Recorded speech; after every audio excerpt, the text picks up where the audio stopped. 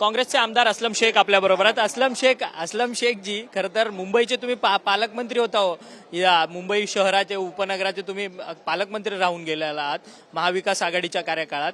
महाविकास आघाडीच्या कार्यकाळातच दिशा सालियांची हत्या झाली आणि आता दिशा सालियांच्या वडिलांनी दिशा सालियांच्या न्यायाकरता आता हायकोर्टात याचिका टाकली आहे आणि त्याच्यामध्ये आदित्य ठाकरेंचं नाव सरळ घेतलं.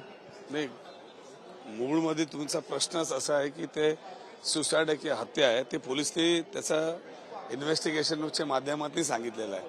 आता त्यांचे वडील जर न्यायालयात गेले तर त्यांचा अधिकार आहे जाण्याचा.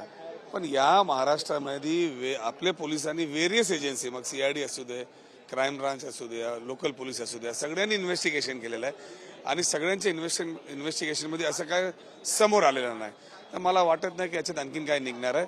पण ही सगळं प्रकरणं जास्त हायलाईट करणं आजच्या वेळी त्याचं कारण एकच आहे की आत्ता जे बजेट प्रस्तुत करण्यात आलेलं आहे त्यामध्ये महाराष्ट्राच्या जनतेला देण्यासारखं काहीच नाही. जे शेतकऱ्यांसाठी त्यांनी घोषणा केली होती निवडणुकामध्ये, जे लाडक्या बहिणासाठी केली होती, जे तरुणांसाठी केली होती, ते नवीन डेव्हलपमेंटचे करण्या संदर्भात केली होती, त्याच्यातलं काही या बजेटमध्ये दिसत नाही. मग कधी औरंगजेब दिसतात, कधी स्टेलियनचे मामला येणार आहे, कधी दंगेचे मामला येणार आहे. मूळ बजेटच्या संदर्भात जे तुम्ही वचन दिलं होतं त्याच्याबद्दल काय? परंतु किशोरी पेडणेकर ज्या महापौर होत्या त्यांनी आमच्या कुटुंबावरती दबाव टाकला गेला असं याचिकेत त्या वडिलांनी नमूद केले.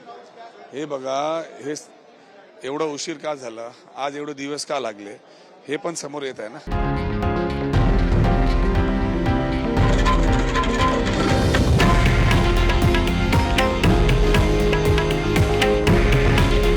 हे आहे देशातील नंबर 1 न्यूज नेटवर्क आणि आपण पाहत आहात TV9 मराठी. काळजी तुमची, हित महाराष्ट्राचं.